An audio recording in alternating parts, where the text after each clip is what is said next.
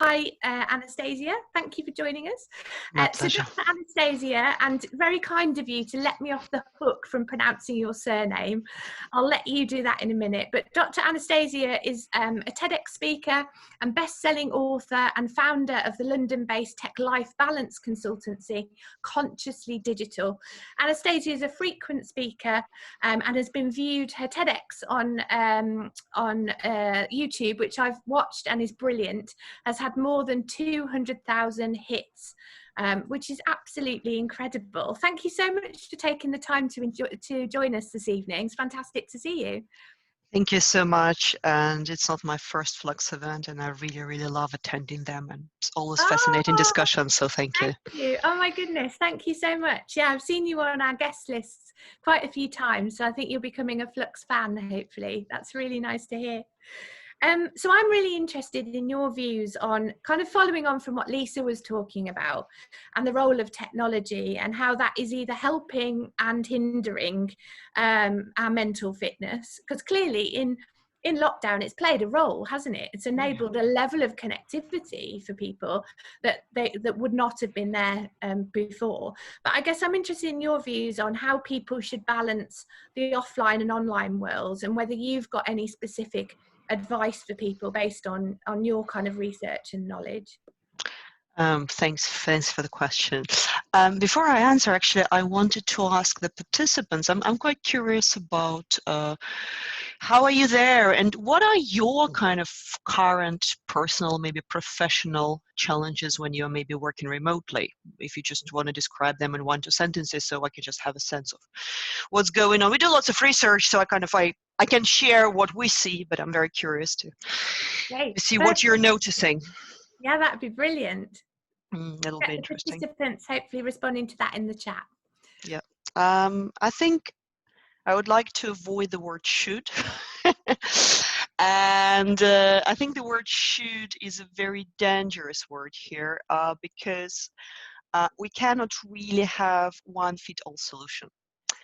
And this is a problem with using technology to improve mental health. With all my respect to mental health apps and all that, there is lots of standardization going on.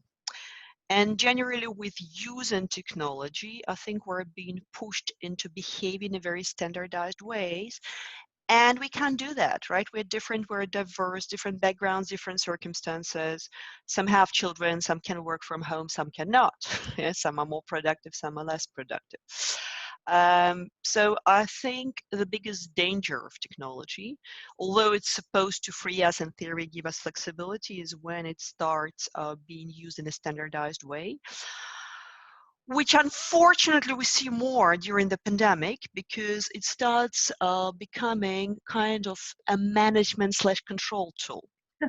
Like some of the big companies, for example, release the software that assigns you a productivity score, based on whichever criteria they think are relevant. I don't think my productivities should be based on, like how many minutes I have the Word open or my email, but the problem is once this starts happening, and this puts pressure on people. Yeah. And I think if we take a step back, I think the biggest issue with technology is, rather than maximizing our human potential, we very often try or tend to start behaving like second-hand robots in a way. And now that we're pushed during the pandemic to spend longer hours in front of the screens, we're doing even more of that.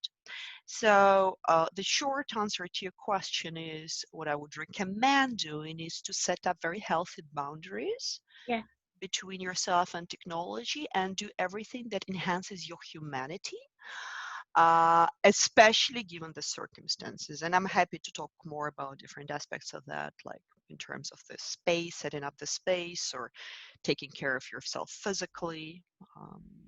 But I actually wanted to see what people are writing. I was just looking at the chat actually, Anastasia, and this follows on from a point that kind of Lisa was talking about. The lovely Laura Walker, hi Laura, if you're out there, has posted on that there's this pressure of feeling like you have to be visible on video calls. And I guess, Lisa was slightly talking about something contradictory to that, which is, should you be concerned about an employee if they're not showing their face? But actually being able to choose, depending on how your mood is and what your day is, whether you are visible or not. Do you have any views on that? Again, I think it's a question of flexibility, right? And there are lots of calls on which really don't need to be. And if you saw all these things people are doing while they're not on the call, you could probably do a really funny comedy or even serious about that. The thing is, when we, for example, we are visible, it also gives us a bit of accountability. So we're kind of like trying to follow what's happening. When we're not, we're more likely to multitask, to do other things. So again, I think we need to start treating people as grown-ups. Yes. There's a big theme coming through, I think, from all of you about self-awareness. And actually, it's been a theme throughout the whole of the festival, because if you know yourself, you know what's good for you, and you know where you should be working, how much you should be working, what environment you're going to thrive in. So I think there's a theme definitely emerging about self-awareness, isn't there? And taking accountability for oneself. I absolutely agree, but there is a second component to that, which is the company culture. Yes, of course. And I remember still when I was employed many, many years ago, I worked in the company. I have always been very self-driven and self-aware, and I could do the job just because I knew how, like all the tricks, like in 3-4 hours. But I worked in the company where the culture was that you had to sit in front of the screen for 8 hours. Yeah. And if you were not available to answer in the chat to the boss straight away, they would assume you're not productive, which is ridiculous. Yeah, but this is this is not the way to treat. So then the question is, how do you build a culture, especially with remote working, that's not controlling but empowering people? Yes, so absolutely. it's self-awareness and empowerment. Yes, yeah. And what are the empowerment tools?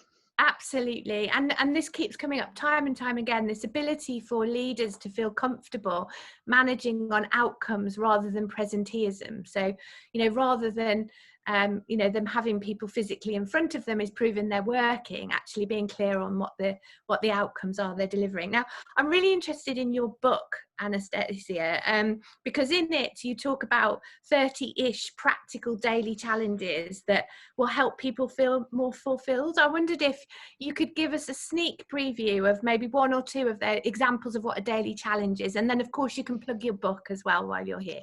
Oh, thank you. It's more like challenges to assess your digital habits.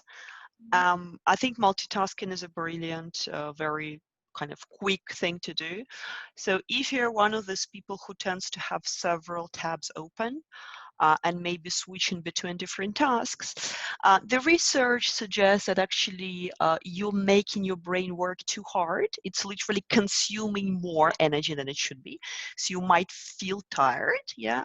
It also actually takes you more time to finish the task because of the cost of switching. You actually don't keep track of something you were doing before. So the invitation is to give it a try, maybe for a day or two, 3-4 hours, not to multitask, but literally like to to do one thing. Then, move on to the call, then do something else, which means you probably don't want to keep your smartphone next to you unless you're using it, because actually research shows that the mere presence of a smartphone already may represent a choice and lowers our ability to problem solve and differentiate between important information and the noise. Just, set up 3-4 hours a day of really focused work and see how much more productive you are. That's, again, one of the self-awareness things that you can just have a look at. That's brilliant. Understanding how the brain works, because we're not like computers, really. Computers can multitask, humans don't do that. Yeah, we very quickly switch between the tasks. In most cases, we don't do it well. Yeah, I think that's really good advice, and one that I want to try and put into practice, because everybody knows me, I'm literally doing 100 things at any one time. And I'm sure I could do them a lot better if I was focused on one or two maybe rather than all of them at the same time. So that's fascinating. Thank you so much. And I really would, I know Anastasia is too modest to do a plug for a book, but it really is a fantastic book. So please do Well, look it up. do you mind if I just write it down in the chat, because there is Oh, only go for it. Please do. there is only one place where you can find it. I'm Ah, conscious. It's just consciously not on Amazon, because I'm trying to avoid supporting big tech. That's kind of the whole different conversation. But thank you very much for having me here. oh, fantastic. Well, thank you so much for joining me. And I'm going to invite